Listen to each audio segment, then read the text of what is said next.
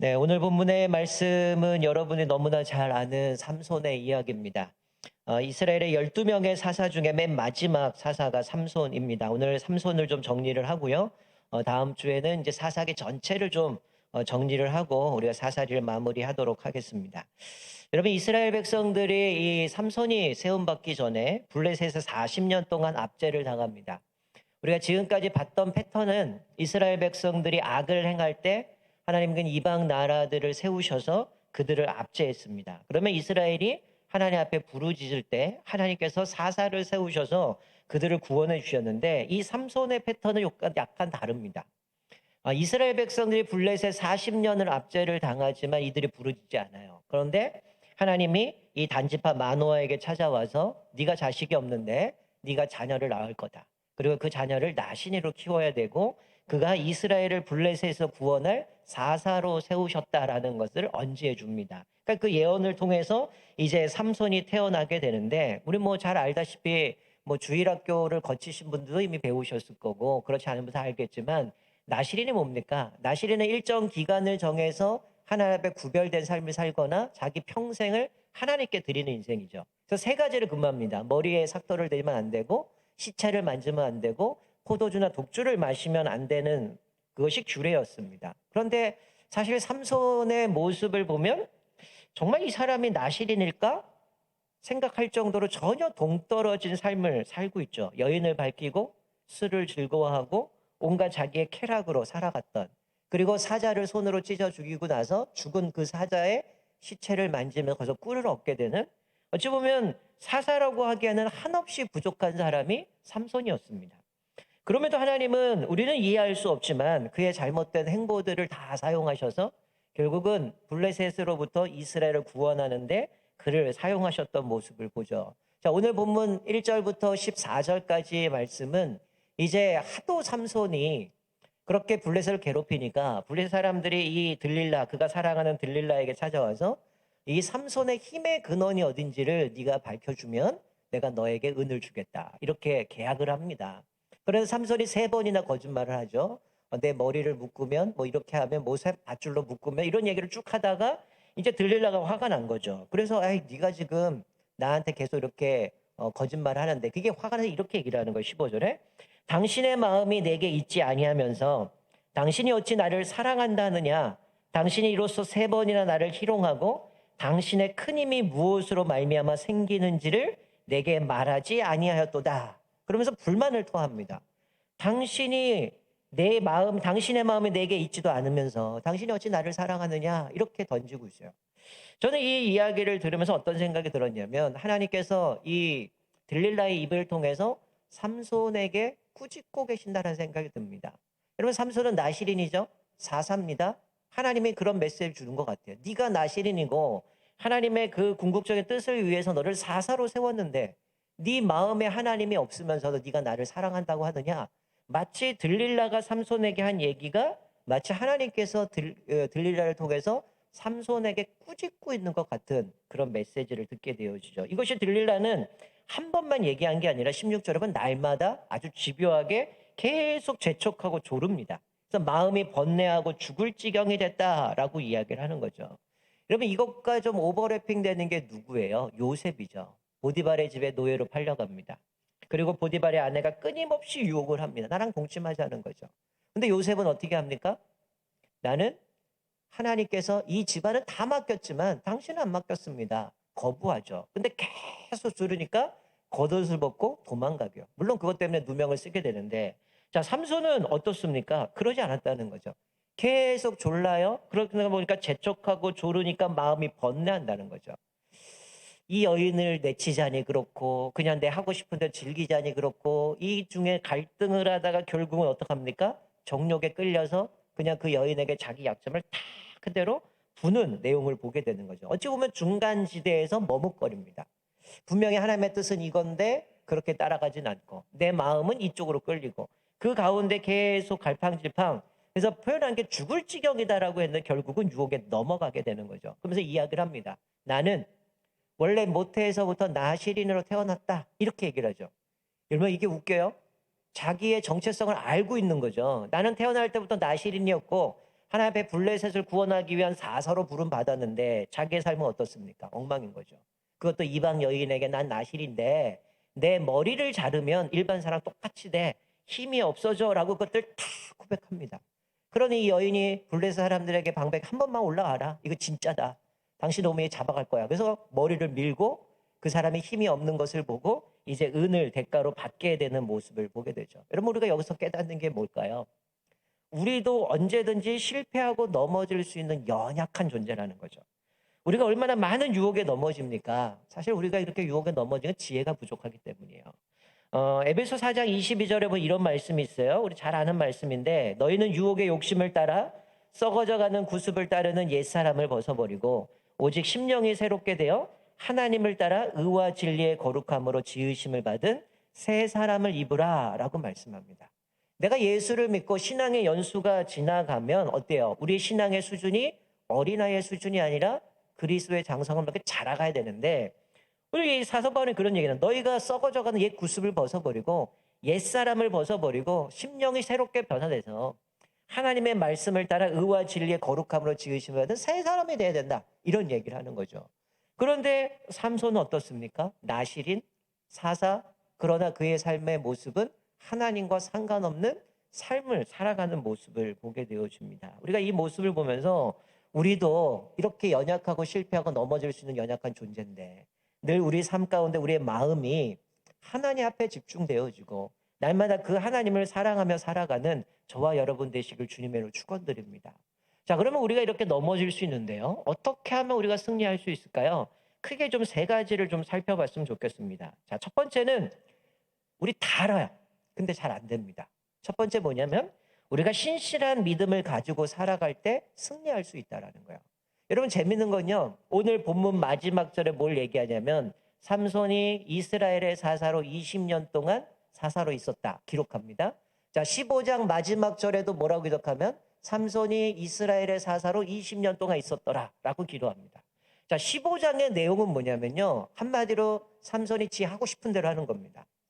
자기가 원했던 아내를 얻으려고 했는데 결국은 수수께끼 났다가 그것 때문에 아내를 얻지 못해요. 그러고 나서 그거에 대한 보복들이 일어납니다. 어떻게 보면 저렇게 할 수 있을까? 근데 그 와중에 하나님의 영이 임하게 되고 나귀뼈로 1000명을 죽이는 장면이 나오는데 그리고 나서 기록한 게 삼손은 사사로 20년 동안 이스라엘에 있었다. 이렇게 나와요. 그리고 오늘 본문에는 마지막에 비참하게 죽는데 그가 20년 동안 사사로 있었다라고 얘기를 합니다. 여러분 왜 이거를 강조하고 있을까요? 삼손이 우리 눈에 볼 때는 별 볼 일 없어요. 패배자 같고 정말 속된 말로 망나니 같은 인생을 살지만 그래도 하나님이 그를 사용하고 계심을 보여주면서 그가 20년 동안 했다는 거죠. 자, 여기서 우리가 알 수 있는 건 뭡니까?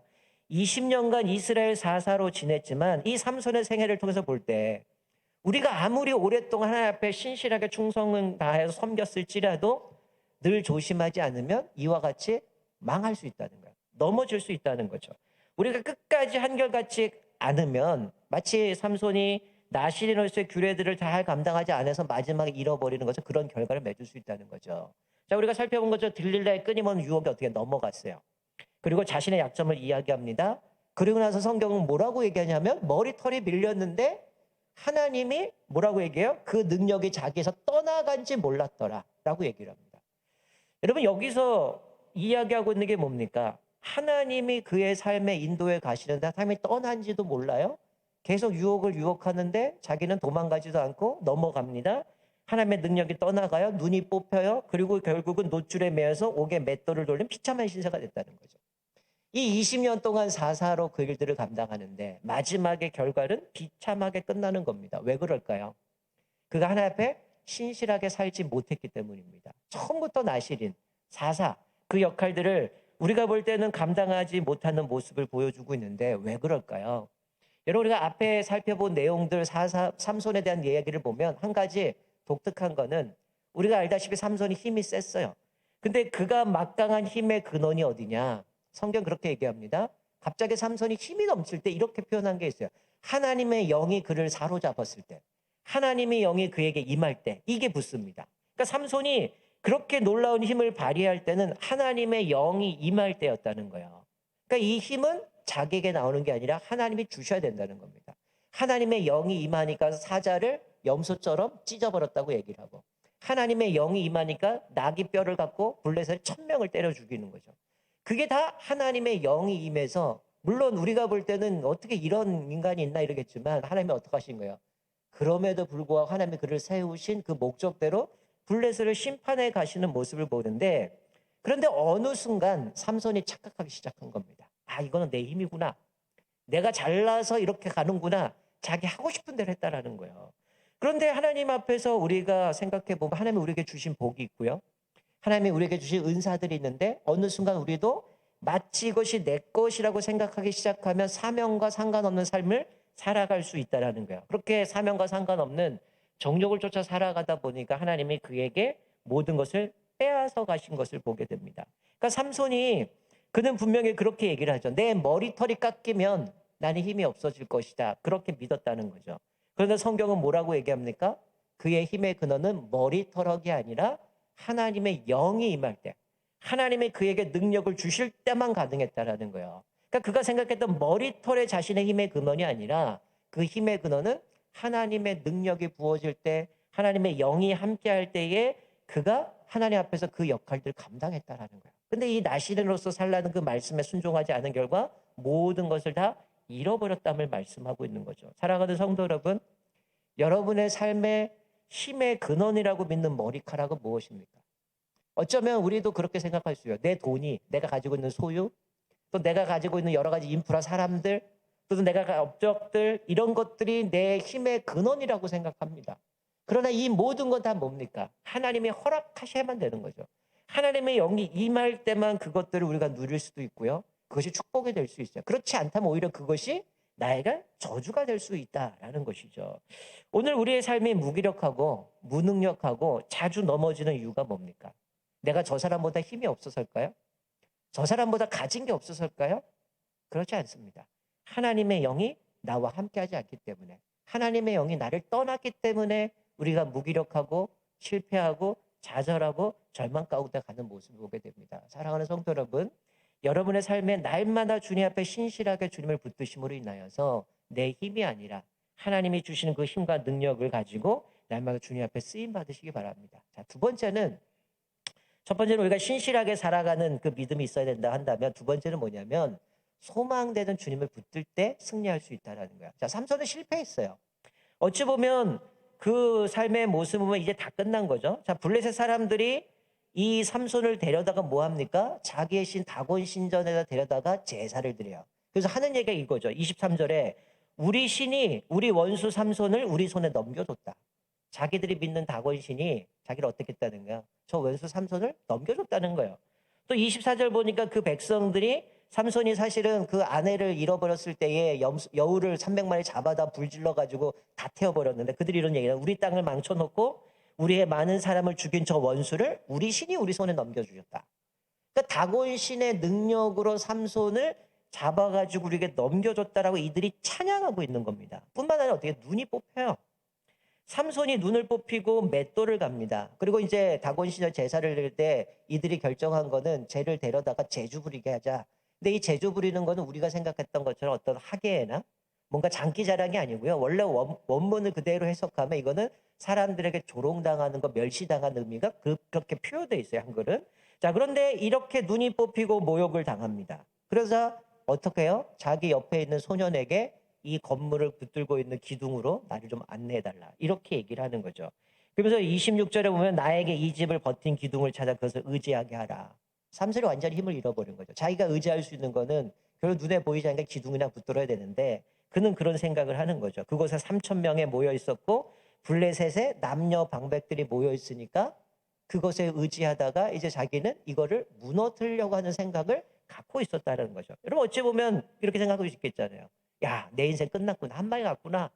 내가 지금까지 내 힘 의지하고 내가 최고라고 생각했는데 눈 뽑히고 아무것도 할 수 없고 맷돌이나 돌리고 사람들에게 조롱받는 그런 모습 가운데 더 이상 끝났다라고 했던 그 시점에 삼손이 소망이 되신 하나님을 바라보기 시작했다는 거예요. 그거는 하나님이 그를 그렇게 몰고 가셨기 때문에 그렇게 시작이 된 겁니다. 여러분, 지금 하나님은 이 삼손에게 재도전의 기회를 주셔요. 그 표현을 삼손의 머리카락이 다시 자라기 시작했다라는 표현을 하고 있습니다.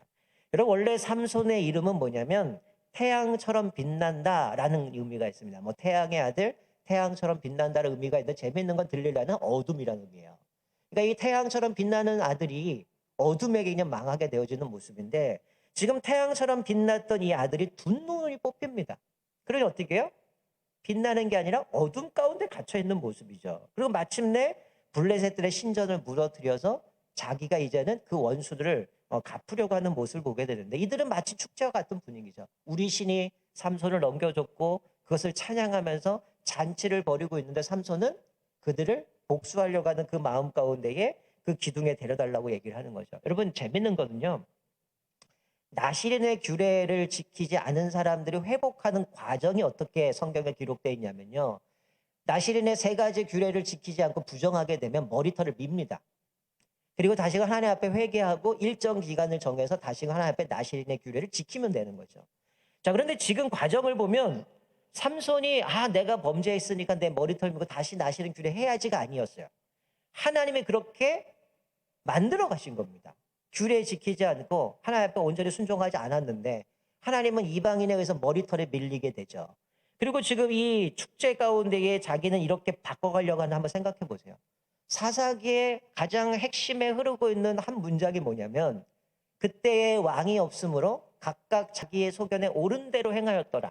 이게 사사기에 흐르는 맥락이거든요. 여러분, 삼손 나실인 사사였지만 그의 행보를 보면 어떡합니까? 자기 눈에 보이는 대로 행합니다. 이방 여인인데 자기 마음에 드니까 아버지한테 저 사람 내 아내로 주십시오. 아버지 좀 다리 좀 놔주십시오. 그리고 그 아내를 나중에 이제 맞이하려고 가는데 이미 딴 사람한테 가죠. 화가 나가지고 여우 300마리 잡아다가 다 불질러 버리죠. 그리고 그랬더니 그 집안을 다 불태워 버리니까 또 유대인들 블레셋 잡아다가 정강이고 다리 다 분질르고 나귀뼈로 1000명 때려 죽이고 자기 하고 싶은 대로 살아갑니다. 마치 자기 소견에 옳은 대로 행했던 사람이었어요. 그런데 지금 두 눈이 뽑힙니다. 보이는 게 없어요. 자기 소견대로 할 수 있는 게 아무것도 없습니다. 어떻게 됩니까? 여러분, 시각장애인들에게 눈이 멀게 되면요, 상대적으로 청각이 뛰어나게 됩니다.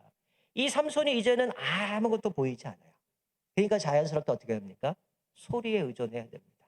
주변의 사람들이 어떤 이야기를 하는지, 어떤 이야기를 하고 있는지 그것들을 들으면서 판단하게 되는데, 지금 오늘 본문 말씀에 맷돌이나 갈고 있고, 지금 다곤 신전에서 그들은 우리 신이 삼손을 넘겨줬다 찬양하고 막 이러고 있는 상황에서 뭘 듣겠어요?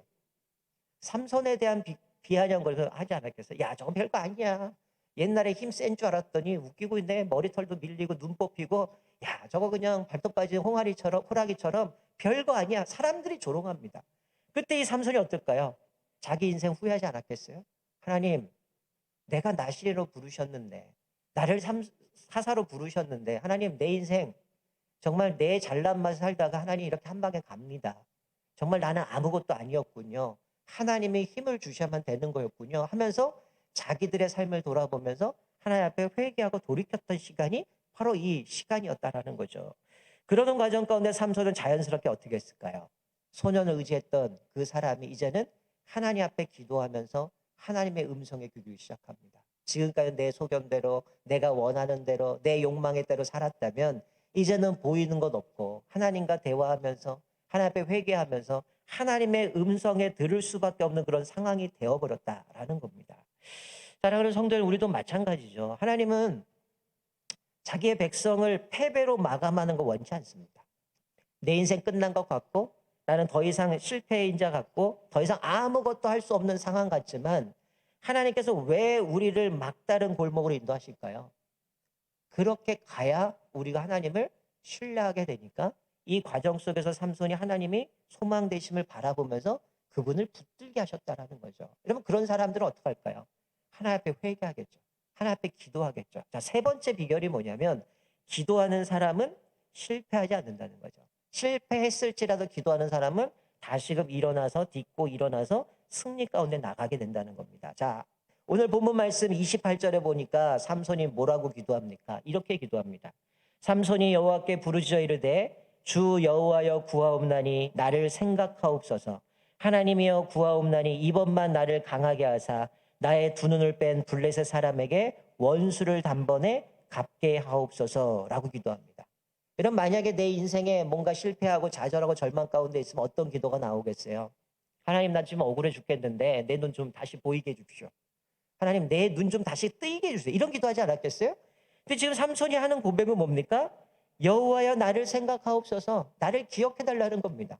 하나님 앞에 친히 이게 지금 기도하고 있지만 차마 하나님 앞에 기도하는 것조차도 정말 부끄럽고 하나님 앞에 나아가는 것조차도 쉽지 않은 그런 모습이에요. 내 인생을 보면 완전히 자기 하고 싶은 대로 살았거든요.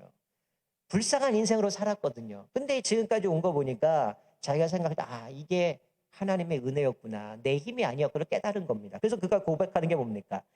이번만 나를 강하게 하사 나의 두 눈을 뺀 블레 사람에게 원수를 갚게 해주십시오. 이번만 나를 강하게 하사. 그전엔 그가 뭐라고 고백했습니까? 내 머리카락에 그것의 힘의 근원이라고 해서 바뀌어버렸어요. 내 힘의 근원은 누굽니까? 하나님이죠. 그러니 하나님, 구하옵나니 이번만 나를 강하게 하사. 하나님, 나에게 영이 임하게 하시고 하나님, 나에게 능력을 주셔가지고 나에게 한 번만 기회를 주시면, 그가 뭐라고 고백합니까? 내가 블레셋과 함께 죽기를 원하노라 라고 고백하죠. 자기 인생 끝난 것 같지만, 하나님, 내가 이렇게 헛살았는데 하나님, 마지막 나에게 힘을 주시면 내 목숨을 걸더라도 하나님, 나에게 주신 이 소명대로, 이 사명대로 내가 이 블레셋 가운데 이스라엘 구하는 그것이 내 사명이라면 하나님, 나를 불태워서라도 하나님, 나를 부르신 그 사명을 완수하겠습니다. 그러니까 자기 생명까지 내어놓고 주님이 주신 그 사명을 위해서 자기가 모든 걸 불태우는 모습을 보게 돼요. 놀라운 것은요, 이 장면 때문에 사실은 히브리서에 보면 삼손이 믿음의 선진의 이름에 대열을 껴있다는 거예요. 우리가 지난번에 살펴봤던 드보라에서도 우리가 그 전쟁에 나가지 못하겠습니다, 당신이 안 나가면 난 못 가겠습니다 했다라는 바락도 거기에 기록이 되어 있고요. 여기 삼손도 우리가 볼 때는 속된 말로 망난이에요. 자기 하고 싶은 대로 술 먹고 시체 만들고 만지고 여인 좋아하고 자기 정력대로 살아갔는데, 그가 왜 거기에 기록됐겠습니까? 마지막에 정신 차린 거죠. 하나님이 그를 회복시켜 주셔서, 하나님, 내가 블레셋과 함께 죽기를 원합니다, 나를 힘을 주신다면 하나님, 나를 부르신 그 사명 위해서 불태우겠습니다. 마지막으로 자기를 다 온전히 드리면서 그 사명을 위해 달려가겠다라고 하던 고백인 거죠. 이전에는 세상 좋아하고 여인 좋아하고 쾌락 좋아하고 자기 소견에 옳은 대로 살았던 그가 소망 대신 하나님 붙잡고 회개하고 이제 주님 앞에 기도하는 기도의 내용은 하나님만이 내 힘의 근원입니다 고백하고, 하나님, 내가 죽으면서 내 목숨을 걸더라도 이 사람들 하나님 단번에 원수 갚게 해주십시오. 결국은 하나님께서 이 삼손을 통해서 그 일들을 이루어 가시는데, 자, 뭐라고 기록합니까? 30절 하반절에 이렇게 기록하죠. 살아서 죽인 자보다 죽을 때에 죽은 사람이 더 많다. 뭐라고 얘기합니까? 20년 동안 사사로 일을 해요. 물론 그걸 다 기록할 수는 없죠. 근데 그가 20년 동안 죽였던 사람보다 마지막에 자기를 드리면서 그 모든 걸 다 바치면, 하나님, 내가 이 사명을 위해서 달려갈 테니 하나님 나에게 회복해 주시고 한 번만 기회를 주시면, 나에게 강하게 해주시면, 하나님 나에게 힘을 주시면 하나님, 내가 이 원수들을 갚겠습니다. 그러고 나서 기둥을 붙잡고 끌어안고 기둥을 무너뜨립니다. 거기에 모여있는 3천 명이 넘어가죠. 그 사람들이 다 죽었다라고 얘기합니다. 실수가 많았던 사람이에요. 그리고 그 삶은 완전히 패배자인 것 같죠. 그러나 하나님께서 그를 다시금 회복시켜 주셔서 최후의 순간 자기의 모든 걸 걸고 하나님의 사명을 위해서 달려갔던 모습을 보게 되는 거죠. 사랑하는 성도 여러분, 우리는 실수할 수 있어요. 우리도 실패할 수 있습니다. 그러나 그것이 습관이 되면 안 됩니다. 여전히 예수 믿은 지 오랜 세월 됐는데 반복되는 실패, 반복되는 실수, 그것들을 통해서 하나님 앞에 조금 더 성숙되지 않은 모습을 늘 계속 반복된다면 하나님의 마음에 얼마나 아프겠습니까? 그리고 오늘 이 삼손을 보면서 이것이 습관이 돼서는 안 된다고 깨닫게 되는 거죠. 비록 그는 실패했어요. 그는 자기 멋대로 살았습니다. 그러나 하나님은 모든 걸 합력과 선을 이루시는 것처럼 그의 잘못된 행보를 통해서도 블레셋의 그 구원하기 위한 삼손을 사사로 20년 동안 세우셨다라고 말씀해 주고 있어요. 제가 1부, 2부 때는 얘기를 안 드렸지만 사실 이 모습을 보면서 사실 사람들 평가해서는 안 된다는 거예요. 망나니 같고 신앙이 없는 것 같고 별 볼 일 없는 것 같지만 그 사람이 어떻게 바뀔지 모르는 겁니다. 하나님이 함께 하시면 그 사람 바뀔 수 있어요. 변화될 수 있어요. 그 사람을 통해서 하나님께서 얼마나 놀랍도록 사용하시는 건지 사실 성경에 수두룩하게 많거든요. 근데 우리는 당장 눈에 보이는 것으로 우리 사람을 평가하고 정죄할 때가 많지만 오늘 이 삼손의 모습을 보면서 우리가 남들을 함부로 이렇게 평가해서는 안 되는구나. 저런 사람도 하나님이 사용하시고 결국 바꾸셔서 정말 놀라운 역사를 이뤄가시는 모습을 보게 되고요. 또 하나 우리가 기억해야 될 것은 우리도 실패할 수 있고 넘어질 수 있어요. 그러나 그 습관이 돼서는 안 되고 우리가 승리하기 위해서는 늘 신실하게 주님 앞에 나에게 주신 사명을 따라 끝까지 감당해야 되는 거고요. 넘어졌을 때 소망이 되신 하나님 바라볼 때 더 이상 내 힘, 내 능력, 내 머리카락이 아니라 하나님을 의지하고 나아갈 때 하나님께서 그에게 놀라운 역사를 이루시고 결국은 기도하며 주님 앞에 나아갈 때에 그 모든 것을 바꾸셔서 마지막에 놀랍게 쓰여받았던 우리의 삼손을 보게 되어집니다. 우리가 오늘 말씀을 기억하면서 어쩌면 여러분은 계속 코로나 그리고 어느덧 12월이 지나갑니다. 이제 1년 얼마 남지 않았어요. 내 인생 정말 실패한 것 같고 아무것도 아닌 것 같고 별볼 없는 것 같지만 그럴 때도 우리가 오늘 말씀처럼 소망이 되신 주님을 바라보는 겁니다. 내가 넘어져도 주님 앞에 기도하고 다리 딛고 일어나면 하나님 우리를 회복하셔서 놀랍도록 다시금 우리를 사용하실 것입니다. 우리 말씀을 기억하면서 우리가 이 삼손의 모습처럼 똑같은 행보를 걷는 게 아니라 우리가 날마다 승리하기 위해서 주님 앞에 어떤 삶을 살아가야 되는가 세 가지 신실하게 살아가고 소망 되신 주님 바라보고 엎드리고 기도할 때에 우리를 통해서 놀라운 역사를 이루시는 것처럼 우리가 죽음이 부르시는 주님이 우리를 부르시는 그날까지 우리 하나님의 나라와 또 하나님의 영광을 위해서 아름답게 쓰임 받는 저와 여러분 되시기를 주님의 이름으로 축원드립니다. 아멘.